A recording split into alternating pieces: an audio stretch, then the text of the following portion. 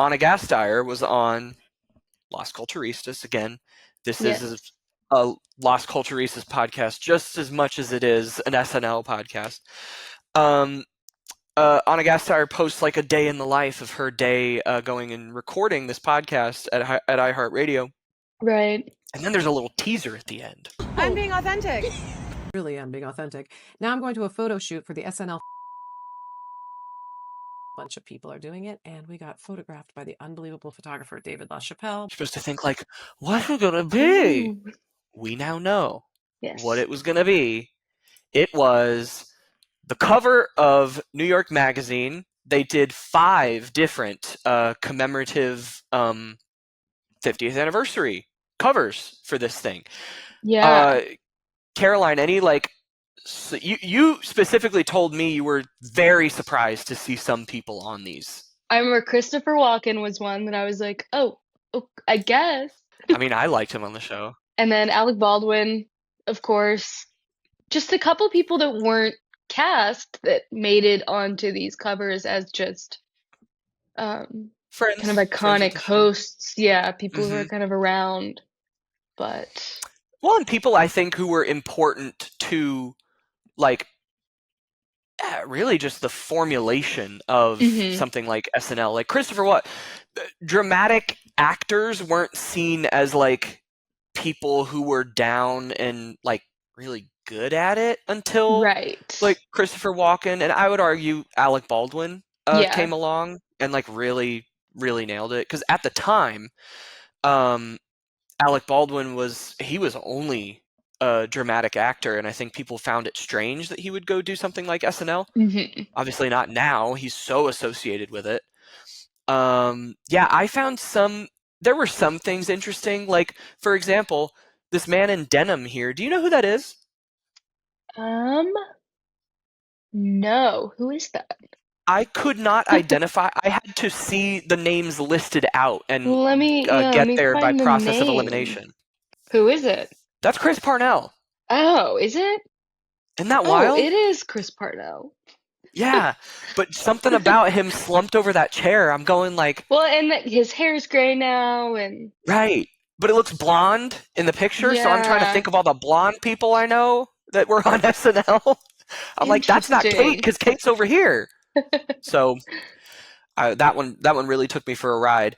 And then I really like some of the deep cuts here, Mhm. like Don Novello making it in. I don't know if he was on the original cast, but he was definitely a big part of it in the early days. And then Ellen Cleghorn. I swear to God, Mhm. her, and I saw another reviewer talk about this when they were talking about the 40th anniversary special. She maybe had the best moment of her time on SNL when she stood up and it was Jerry Seinfeld doing the Q&A monologue.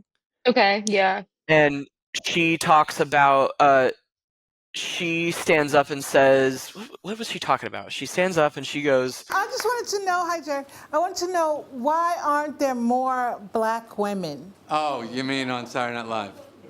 No, in general.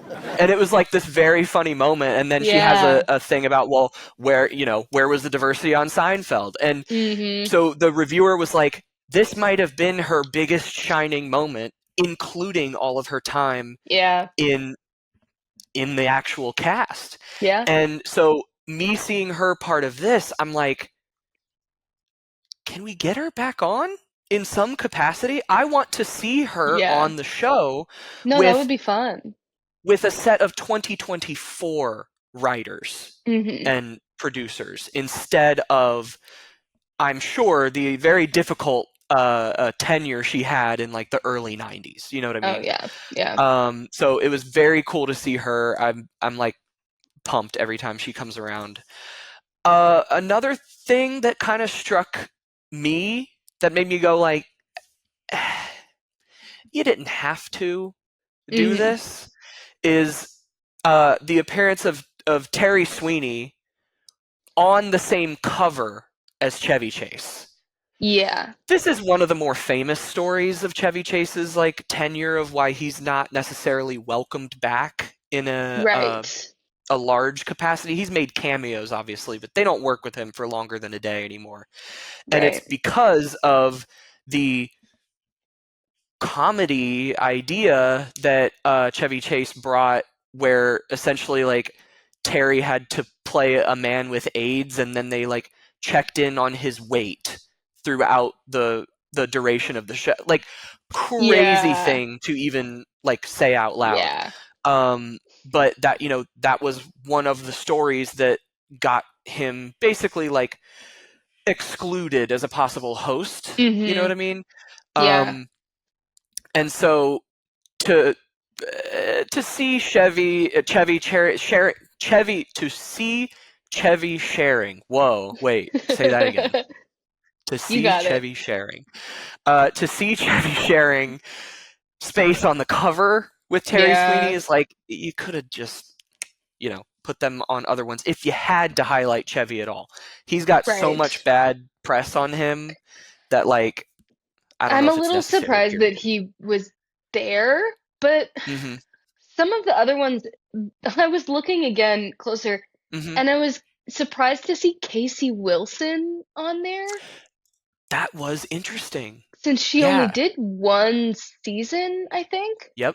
It'd be like if they put Jenny Slate on there. It'd be like, well, she's successful, but I don't know if it was. If she was doing that on SNL. I know. It's an interesting thing, but I like them implementing a few people who weren't there very long. Right. Like, because it's another perspective. I haven't read all the pieces that were associated with this photo shoot, but it's someone who's still successful, who's still like made it, even though they may not have had the best luck on SNL. Like right now, Julie Louis-Dreyfus is up. Yeah. I wouldn't say her SNL tenure itself was too good, but like, or too, it was good.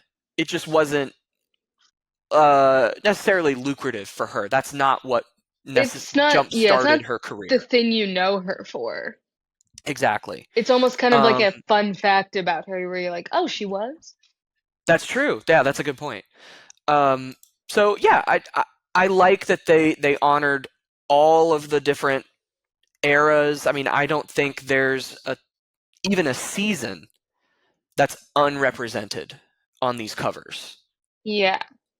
That would be interesting to look through, but yeah. Anybody on here that or was there anybody they left off of this that you were surprised about?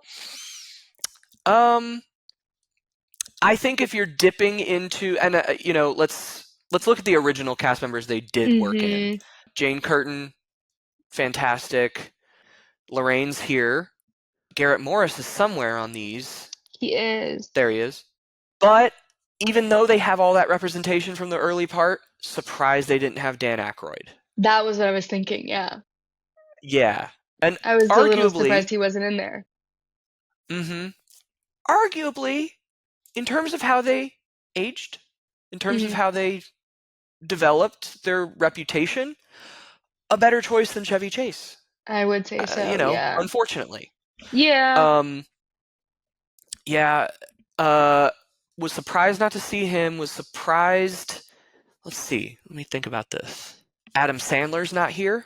That was another one that I was like, oh, okay. And then Eddie Murphy was one that I was like, oh my God. Interesting. Yeah. Maybe he just said no, maybe he couldn't do it. You know, it's not like. Yeah. It's hard not to see this as like, here are your most important SNL cast members, but I'm sure that's not what it is. It's just, you know, who they could get together. True. It's who they could get together. It's trying to bring together maybe some forgotten eras, you know, in term, like, that's why we got Joe Piscopo. I mean, Eddie Murphy, you could argue that wasn't necessarily a forgotten era because he dominated so much, but that was more, I mean, when he hosted, he said it himself, live from New York, it's the Eddie Murphy show, you know. Yeah. That's what people more knew it as during those couple of years. But, and I know, like, right before I go to bed tonight, I'm going to be like, oh, that's who I was forgetting. But, you know, for the most part, I think is Kristen Wiig in here? I just thought Jimmy Fallon in there. Oh, Kristen Wiig's here. Jimmy's in there too. He's with Bowen. Jimmy's next to Bowen Yang. I did think it was funny how they kind of split up the duos. You know, like there's certain people in here. There's certain people in here that you associate, like Tina and Amy. You know, maybe Colin and Michael, the update people, you know, Dana Carvey and Mike Myers. You kind of would assume that they would be in the picture together, but I did like that they kind of split it up and made some interesting groups of people on each page. Yeah, I agree. Like this, like Tracy Morgan, just on this page alone that we're looking at, Tracy Morgan and Pete Davidson, Chris Kattan and Chevy Chase are like wild. They're wild pairs. Andy Samberg and Lorraine Newman standing right next to each other here. It's like, whoa, so different. Such different times for both. James Austin Johnson, Sarah Silverman, and Marcello all together. Oh yeah, crazy. He's another one that I was like, oh. Yep, I was gonna say another single season, maybe 2. I can't remember right off the top of my head, but still getting some representation there. So I don't know. I had a blast with these, and it seems like they did too, from all the like interviews and stuff that came out that day. But like, it's one thing to go back and think about the 50-year history of the show, to see it side by side. Yeah. You know, this in particular, Lorraine Newman and Andy Samberg, because like Andy Samberg is the history of the show, the good old days, to an entire generation right now. And even when he was on the show, there was 30 years of history before that. Right. It is just such a reminder of like, this show just keeps going and it keeps reinventing itself, and it's for the next group, you know?